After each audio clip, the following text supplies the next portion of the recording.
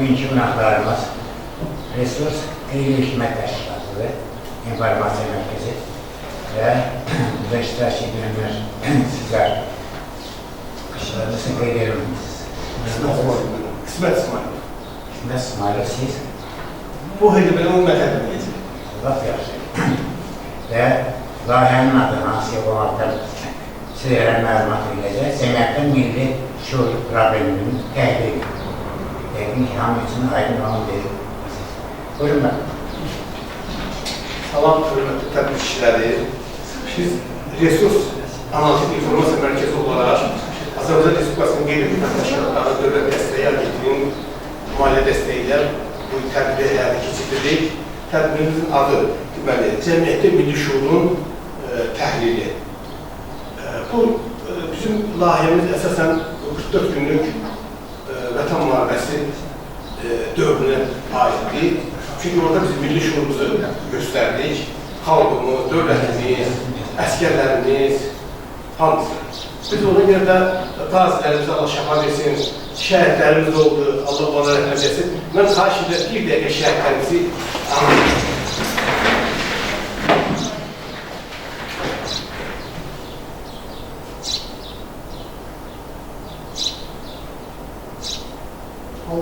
Allah rəhmət versin. Bizim layihə haqqında burada İHT rəhbəri iştirak edir İlham müəllim. İstəyirəm sözü ona verim, bu layihə barədə geniş məlumat versin. Buyurun İlham. Hər birinizə salamlayıram. Çox doğrudan da bu mövzuya diqqət almağının nəticəsidir ki, bu tədbirdə kütləvi şəkildə iştirak edir. Doğrudan da 44 günlük vətən müharibəsi bizim tarixi zəfərimizdir. Dünya tarixində bəlkə də belə bir qələbə, belə bir zəfər olmuyor. Bilirsiniz ki, ətrafımızda necə müharibələr, münaqişələr başlayır. Hələ 2-ci Dünya müharibəsindən sonra Azərbaycanda hansı da bir dövlət tam şəkildə öz ərazi bütövlüyünü təmin edən işğalçını sıradan çıxardı, onu haqq qaldırmağa məcbur edən 2-ci dövlət olmuyor. Baxın, gəlin fikir verin. Rusiya-Ukrayna müharibəsi. Ukrayna müharibəsi zamanı, Rusiya-Ukrayna müharibəsi zamanı Rusiya qərar edir ki, üstünə bir Ukraynanı dik çöktürəcək. Kiyevdə Rusiya bayrağı qaldırılacaq. Nə baş verdi? 2022-ci il fevral ayının 24-də bu günə qədər Rusiya Ukrayna bataqlığında çırpınır. Çox təəssüflər olsun ki, insan ölümləri həqiqətən də insanı ağrıdan aldı. Və Rusiya-Ukrayna müharibəsində yüzlərlə yox, minlərlə yox. Ümumi Amerika Birləşmiş Ştatlarının müharibələr araşdırma mərkəzinin araşdırmasına yaygın hesabatı görə Rusiya-Ukrayna müharibəsi zamanı 1,4 milyon insan Rusiyada öldürülür. 1 milyon da Ukraynada öldürülür. Yəni siz təsəvvür edin, 2,5 milyonun yaxın gənc hələ həyatın hansı dərdə olduğunu bilməyən uşaq demək olanda 20-22 yaşlı insan artıq uşaqda da öldürülürlər. 15 ildən sonra bu 2023, 2024, 2025-ci ili təqvimi nəzərdən keçiriləndə mən sizin əminliyim Rusiyada o boşluq oldu. Çünki həmin o zamanlar, həmin o gəncə vaxtı mövcud deyil. Bunlar həyatlarını itirlər. Nə bilir? Siz təsəvvür edin ki, bir nəfər öldürülürsə, ən az 4 nəfər də şəhərdəki yaralanır. Belə, onun statistiklə görülür, 2,5 milyon insan öldürülürsə, deməli, 14-də burada ən azı 10 milyona yaxında Rusiya və Ukrayna tərəfindən yaralanır. Nə qədər şəhərlər məhv edilir, dağılır və proses bu gündə də var. Amerika Birləşmiş Ştatları da bizim bu Tehran rejimini qısa müddətdə məhv edəcəyini bəyan eləmişdir. Yaxın tariximizdə baş verən hadisə. Yəni bizim uzaq tarix deyil ki, kimlərsə bunu bilməsin və yaxud da hansısa bir formada təqdim etsin. Müasir dövrü gəncdə o prosesləri aydın şəkildə ən azı sosial şəbəkələr vasitəsilə izləyirlər. Siz təsəvvür edin, Tehran rejimini deyək ki, Amerika Birləşmiş Ştatları İsrail bir dünyanın süper güc mərkəzi hesab edən Amerika Birləşmiş Ştatları demək olar ki, o bataqlıqda elə hörmüz doladı ətrafında elə uzağa getməyir. Xaricdə tarafında, Qəş Madası ətrafında o bataqlıqlarda düşüb qalır. Baxın, bilirsiniz də 2 gün öncə yenidən müharibə başlayıb. Dünən axşam da biz Tehranı və onun ətraflarını tamamlayan etdik. Yəni, gecəyə yox, nəticə əldə edilməyib. Ağrıyan, acıyan və itkilere məruz qalan kimlərdir? Mən istəyəmirəm ki, ülkə əhalı. İnsanlar, sadə insanlar, uşaqlar öldürülür. Yəni, daha çox əziyyəti çəkən uşaqlar, amma siz təsəvvür edin. 2020-ci ilin sentyabr 27-sində başlayan və cəmi 44 gün çəkən müharibə zamanı Azərbaycan parlaq hərbi qələbə qazandı. Bir dənə də olsun, erməni mülki şəxsinin büründə qalandı. Yəni, onlara heç bir xəsarət etdirilmədi. Bəzən də bizi radikal o əziyyətdən görmüş ermənilər tərəfində soyqırma məruz qaldırılmış, uşaqlar ailəsi tamamıyla məhv edilmiş Xurdalı soyqırımı zamanı, Kosovar soyqırımı zamanı, Malıqaylı soyqırımı zamanı, Qubatlı, Zəngəra, Ağdam soyqırımları zamanı böyük əziyyətlər, böyük məşəqqətlər, itkilərə məruz olmuş ailələr var idi ki, deyirlər ki, yox, onları da öldürmək lazımdır. Onları da erməniyə də cəza vermək lazımdır, məhv edilmək lazımdır. Azərbaycan dövləti ümumilikdə humanistik maaş etdirdik. Siz təsəvvür edin ki, biz 44 gün Vətən müharibəsi ermənilərin ağ bayraq qaldırması başa çatandan sonra Xan kəndini ermənilər özləri etiraf edirdilər ki, cəmi cümləti 70 nəfər adam qalmış, ya da əsgər qalmış. Onlara da bir 3-4 saata demək olar tamamən məhv edirdi. Amma Azərbaycan hesab elədi ki, Ali Başqamandan, Fatih Sərkərdən hesab elədi ki, ora hücum, orada mülkün insanların əldə çəkməsinə gətirib çıxardarlar. Bu baxımda Azərbaycan dövləti çox prezidenti İlham müdriklik nümayiş etdirdi və gözləmə mövqeyi tutdu və nəticədə haqlı olaraq da çox ədalətli, əsaslı bir qərar verildiyi nümayiş etdi. Yəni, ermənilər işğal etdikləri Azərbaycan ərazisində Laçını, Ağdamı və Kəlbəcəri vəd etdikləri həmin vaxtda boşaltdı. Özü deyəqin məlumatınız var, kifayət qədər bu barədə incəliklərinə qədər silməli 2023-cü ilin sentyabr 19-da başlayanda cəmi bir neçə saat ərzində, bəzi elə yenə də NATO-nun müvafiq ekspertləri təsbit edirlər ki, eyni zamanda dünyanın bir sıra hərbi mütəxəssisləri etiraf edirlər ki, Azərbaycan Qarabağda apardığı hərbi əməliyyatda cəmi 45 dəqiqə çəkir.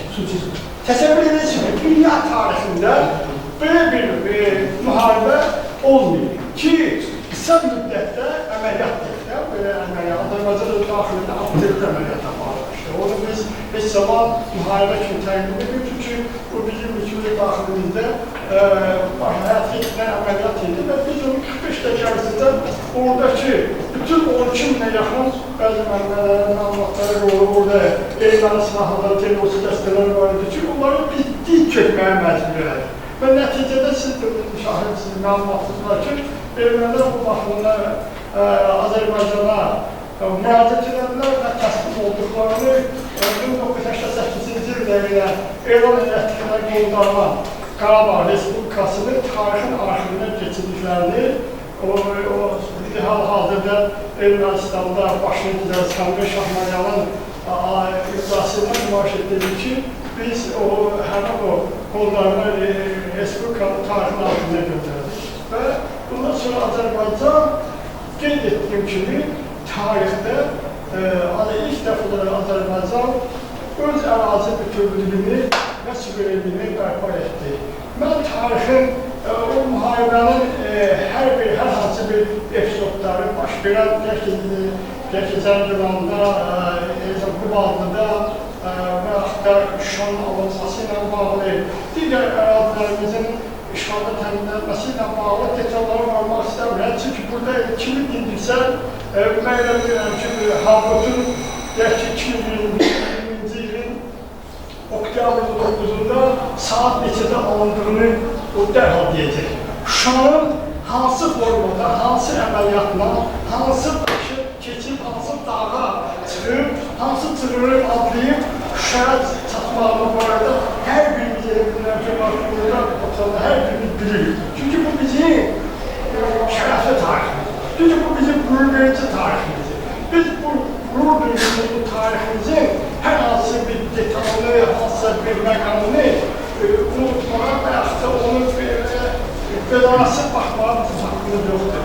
Bax, biz bu tariximizlə fəxr edirik ki, Azərbaycan özü bərazi gördüyü torpaqlarımızı işğaldan əzək. Düzdür, ağrımız acımız da var. Torpaq zamanı çox təsir ki, şəhərdə verməyən, canlı verməyən o torpağa sahib çıxa bilməz. Bizim şəhidlərimiz olur. Allah şəhidlərimizə rəhmət eləsin. Nə qədər ömrümüz var, canımız var, biz o şəhidlərə borcluyuz. Onların haqqı bizim boynumuzda. Biz ora gedənə qədər, biz haqq dünyasına gedənə qədər onlara biz borcluyuz. Həqiqətən də bizim böyük bir şərəfli bir tarix yazdılar. Onlar düşmənin üzərinə əl-yalın getdilər. Yəqin ki, siz o epizodu xatırlayırsınız, Rusiyanın bir sıra məşhur televiziyaları Ermən elədilər, nümayiş etdirdilər.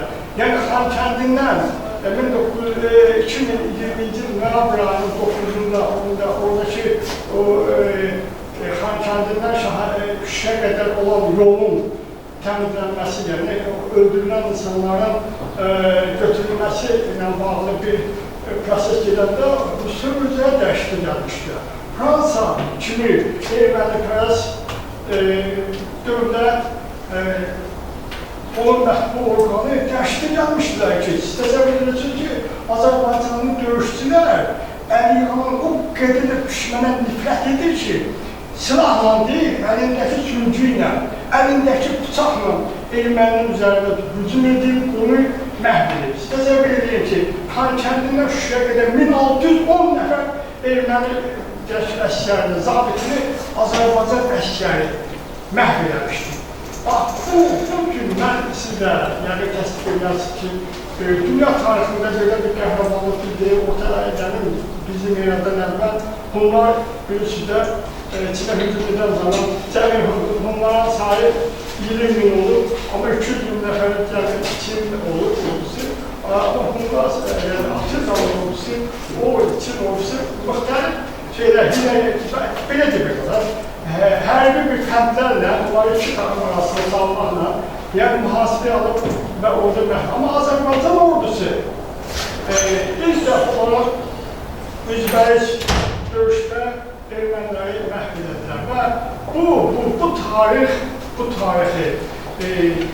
hesab edirəm ki, 100 yox, 1000 ildən keçsə də bu tarixi sınırlılığını bilirlər. Necə biz, məsəl üçün, ülkən etiraf edəklər, biz Səfəvi hökmdaşı Osman Səfəvinin müəyyən 7 vilayəti azad edib bütün Azərbaycan formalaşdırma tariximizdə biz unuda bilərik. Necə Nadir Şahın deyək ki, Şərq Hindistanı almasını biz yaddan çıxa bilərik.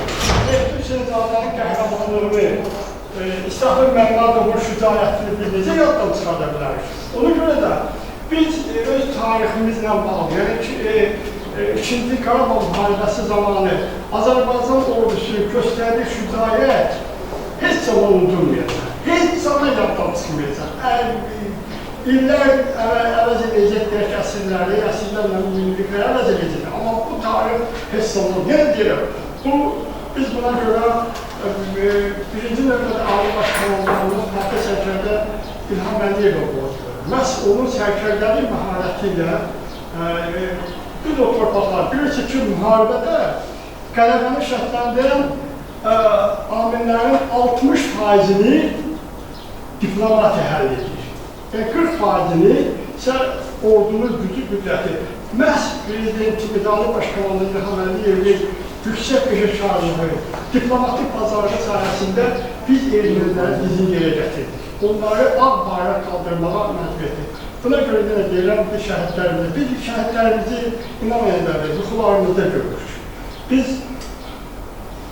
Biz onları canlandırırıq. Hər bir şəhid haqqında hesab edirik ki, özümüzə bir album yaradırıq, rəsimlər formalaşdırırıq. Biz onları qəhrəmanlığı ilə bağlı ürəyimizdə də olmasa, bacarsaq da, bacarmasaq da bir süjet xətti qururuq ki, bax, mənim qəhrəmanım falan şəhiddir. Mən ona oxşamaq istəyirəm. Mənim evladım onun üçün olmaq istəyir. Bax, biz bu şəhidlərə ona görə borcluyuq. Və nə zaman qeyd elədim ki, Koreyə qədər biz o şəhidlərə borcluyuq.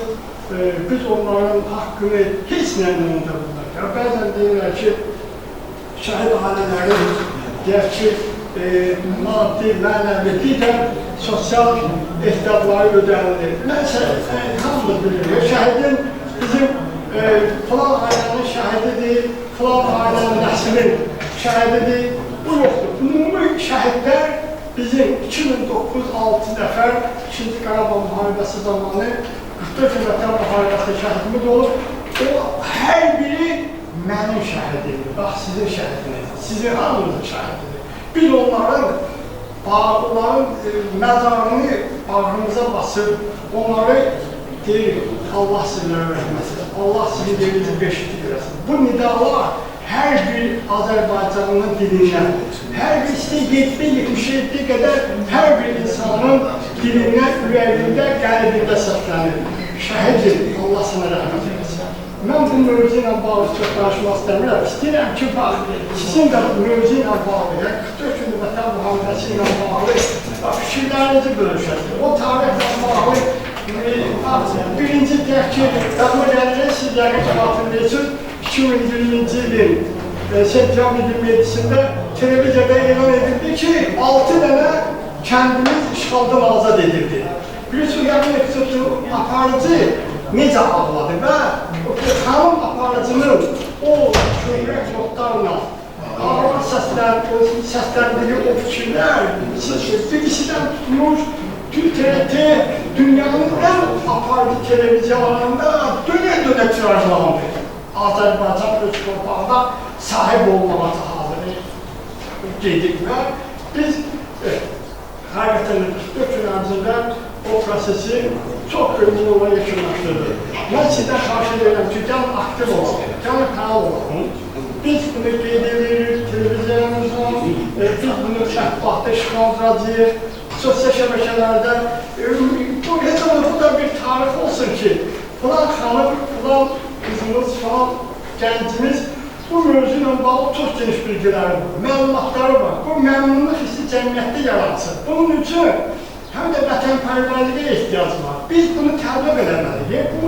Mən açıq etəm, yadınızdan da Şuşa-Xankəndi yolunun bağlanması prosesində mən birincilərdən oldum. Mən birinci gün o prosesdə işlədim. Mən dedim, bu qayalara çıxıb şəhid ola bilmədim, yaşım ona imkan verir. Heç olmasa mən vətənimin bu məsələdə öz xidmətimi bu yolu yerinə etməyən burada olmalıyam və oldum da. Bax, siz də öz-özünüzdə sual deyin ki, mən orada döyüşə bilmədim. Mən arxa cəbhədə oldum, təbii ki, bizim bu müəllimdən tutmuş, Asakal müəllimimizdən tutmuş, körpə uşağımıza qədər hamı döyüşə getməyə hazırlar. Hamı da həvəsidir. Xanımından tutmuş, yaşlısı, qısalarına qıza, hamı da. Yadınızda da bir epizod, mən yəqin xatırlayırsınız, ermənipərəst bir televiziya aparatçısı var, o sağlam dövlət televiziyası, TV kanalda salab yoxdur. O deyir ki, oturur belə krestoda deyir ki, baxın bir ermənilər müharibəyə getirir. Gör nə kütləvi şəkildə müharibəyə getməyə istəyirlər. Yəni, Qarabağ müharibəyə getmək istəyirlər. Birdən baxır, deyir ki, orada ki, Azərbaycan olurdu ki. Və orada öz əməkdaşların təhqir elədi və çıxdı getdi. Yəni, biz hər bir formada, yəni, burada hamı müharibəyə getmək həvəsindəyik. Və gedərdi. Mən sirdə getmək həvəsindəydim. Amma həvəsində dövlətim dedi ki, mənim oradakı peşəkar ordum kifayət edir. Erməni kimdir ki, mən ona görə bütün xalqımı, bütün insanlarını səfərbər edir. Mənim bir dənə ordum, bir korpusum, siz təsəvvür edin, 44 gün vətən müharibəsi cəmi Azərbaycan 2 dənə korpus hərəkət edir. 2 korpusdan Azərbaycan Ermənistanın birisi də arxasında hansı qüvvələr deyildir. Hər cür xarici ölkələrin o cür sanki sərb yürüşləri barədə hamımız məlumatsızdır. Azərbaycana qarşı sərb yürüş həyata keçirilmişdir. Müharibə gedirdi. Siz təsəvvür edin, bizim qonşumuzda olan dövlətin müharibə gedirdi. 200 reis samalyotla silah gətirmişdilər Ermənistana. S-300'lərdən tutmuş ən müasir silahlara qədər, İskəndər raketlərinə qədər, hətta Azərbaycan atçıları, Azərbaycanın şəhərlərini bombaladılar. Bizim insanlarımızı hədəf seçdilər. Görə deyirəm, çox xahiş edirəm, hər birimiz öz mövqeyimizə vətənpərvərliyimizi ortaya edelim. Bir şey söyleyeyim, burada 50 mənim. Sabah zavall olsun. Direktor muavini Ali Məlim burada iştirak edir. Ben yer veriyorum. Gəlmə. O da araçı.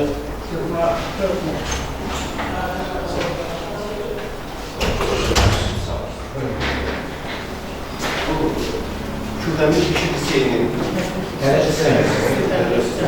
direktor muavini Ali Məlim burada sözü ona vermək istedim. Əvvəldə təyyarəçi olub, ona görə mövzular uyğun sözü verə gəlməm. Buyurun əvvəl. Nasıl şimdi diyeceğim? Pilot eşitmə pilotumuzu da. Səhvlər yapıyorsa, Sırları yaymak lazım değil. buyurun. Şöyle yeniden bir daha tekrar edeceğim. Bu ince lahiyenin adı Cemiyet'te Milli Şuurun probleminin həlli. Yani global bir problemdir. Bugün daha çok yönelen taraf intelekt şuurun formalaşması olsa da milli şuurun formalaşması, vətənpərvərlik olur, milli adet ənənə. Tüm bunlar unudulmamalıdır. Xüsusən məndən əvvəl çıxış edən müəllim sırf 44 günlük müharibə və digər sahələrə toxunur. Mən hər iki, istər birinci Qarabağ, istər ikinci Qarabağ müharibəsinin həm iştirakçısı, həm şahidi olmuşum. Biz öz torpağımız uğrunda mübarizə aparmışıq. Vətənpərvərlik odur. Biz öz torpaqlarımızı azad eləmək üçün hansı ki şəhidlər verilmişdir. Kənarda haransı işğal etmək üçün yox. O şəxslər ki, orada şəhid olurlar, qazi olurlar. Bilirsiniz, ən azından onlar arkada olan digər Azərbaycanlıların, ana bacılarının azad yaşamaqları naminə öz vətənlərində, torpaqlarında şad, firavan yaşamaqları naminə ifadə alırlar. Doğrudan da o müharibənin tam iştirakçıları hansı ki, ilkin birinci Qarabağ müharibəsi ki, orada bir demək olar ki,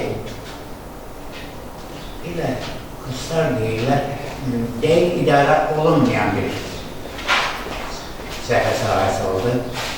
Amma yenə də biz öz torpaqlarımız uğrunda mübarizə varmışıq.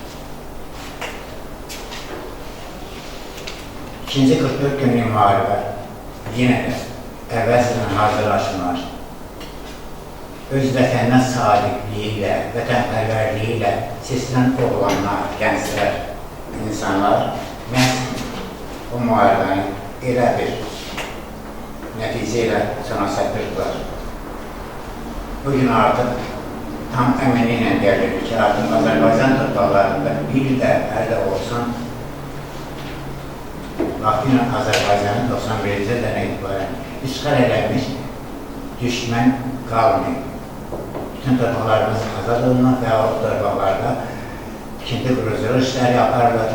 Artıq tez-tez ki vasitəsilə, televiziya vasitəsilə siz bu məlumatları alırsınız ki, artıq köçürlər başlayıb istənilən şəhərlərə. Siz, mən bir həqiqəti deyəcəm. Mən oranın tamam dağılmış hər bir kəndini, kəsərini, yolunu görmüşəm. Amma indi orada tikilənləri görənlər. ağlı kəndlər, böyük miqyasda çox mərtəbəli evlər salınan şəhərlər doğrudan da var idi. Kim fikirləşərdi, Kəlbəzərdə, Laçında aeroport tikilsin. Zəngəvanda, Dağlı Əvəzdə. Bu çox böyük işlərdir. Hansı ki, bugünkü dövlətimiz məhz bu istiqamətdə lazım işləri görürlər. Bizə hakimiyyətin nümayəndəsi istər qeydinin nümayəndələr. Çox şəhət ki, bu tədbiri bizdə keçirirsiniz. Çünki biz də vətənpərvərlik ruhunda yetişən bu gənclərin müəllimləriyik. Bizə çalışırıq ki, elmlə, dünyavi elmlərlə paralel, bərabər onlarda vətənpərvərlik ruhu, şuuru qoyacaq. Öz vətəninə sevgi və öz vətənin uğrunda canından keçənləri unutmamaq, öz tarixini bilmək kimi vəzifə məhz bizim vəzifəmizdir. Bunu biz hər bir öz işimizdə yerinə yetiririk. Bir daha deyim, çox sağ olun, olduqca maraqlı, dəyərli və çox vacib bir layihə. 5-6 dəqiqə vaxtımız var. Bəlkə sual cavab edək inşallah. Buyursun. 5-6 dəqiqə vaxtımız var. Suallarınız varsa İlham müəllimə yönəldim. Danışın, deyil. Özünüzdə fikirləriniz var. Gənclər oturub burada. Bax, 44 il vətən müharibəsi ilə bağlı bilgiləri nə qədərdir, hara qədərdir? Bildiyimiz soru, məsələn, deyirlər ki, o xanaya səhvdə deyirlər, bir səhv vardır, deyirlər, heç kəs o səhvdə qıra bilməz, heç kəs o səhvdə keçə bilməz. Halbuki bizim milli ordumuz o səhvdə böyük gücdən məhv elədi, erməni faşizmdən onu azad elədi. Yəni, 1927 sentyabrda Azərbaycan şanlı tarixində qızılırışlar yazılan mövcuddur.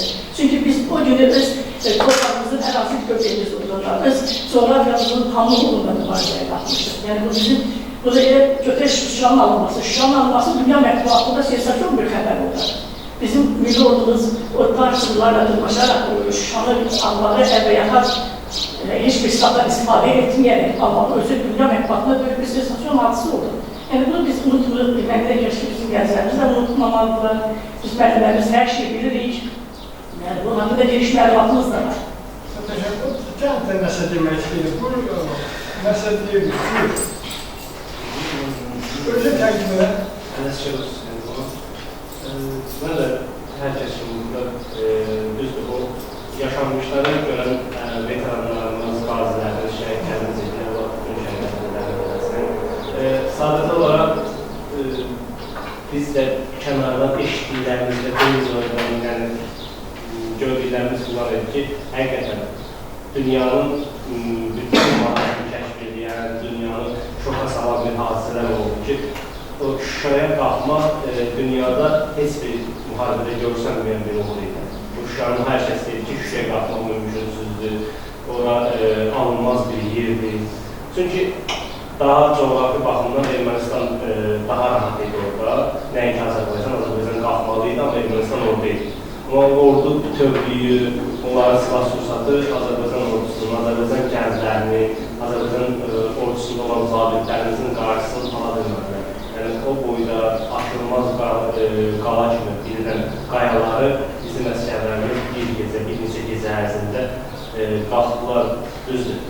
Həqiqətən çox şəhidimiz oldu, amma həqiqətən də ki, tam uğurla, tam zəfərlə başa vurdular. Mən də deyəcəklərim vardı ki, Məntiqdə və əsaslıdan haxlısan. Siz danışdınız ki, o Şuşanın alınması tarix düşdü. 1895-də bir qazlar və bizim ili Şuşaya bir il əlləşir, ona ala bilmək. Mənim 1897-ci ildə nəhayət istəkilən ayrılır. Yəni, o təbii bir qaladır.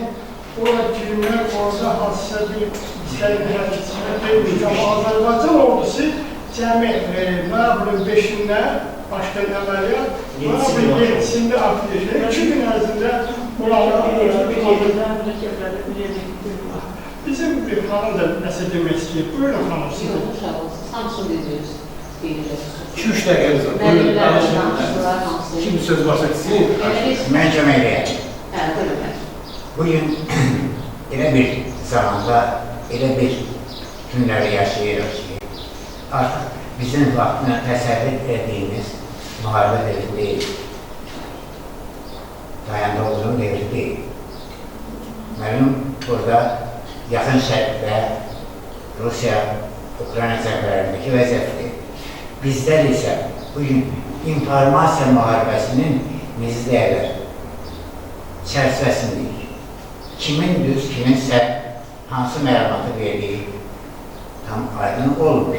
Onun üçün də bir qədər öz tələbələrimizə, şahidlərimizə onu tövsiyə edəcək. İstənilən məlumat tam dəqiqləşdirməmiş, onu qəbul etməyə dəyməz. Olduqca kəskin, bir-birini təksib edən fikirlər bu və ya digər kanallarda xüsusən sosial şəbəkələrdə. Mən incə bura dəvət alanda mən bir xəbəri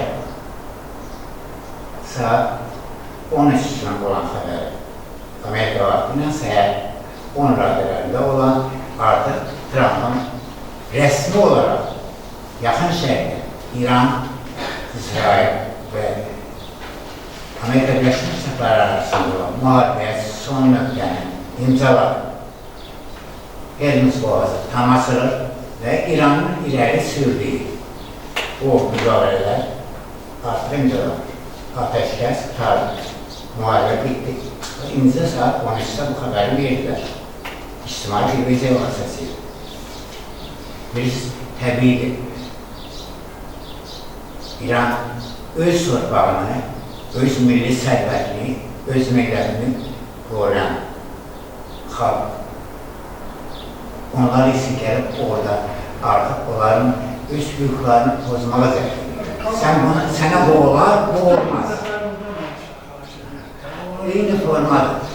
Öz vətənimizdə isə bizdə vaxtıyla bizə də o tam hazırlıq olmasaydı, tam diplomatiya öz işini görməsəydi, bu 4 illik müharibə ərzində biz Qarabağı azad edə bilməzdik.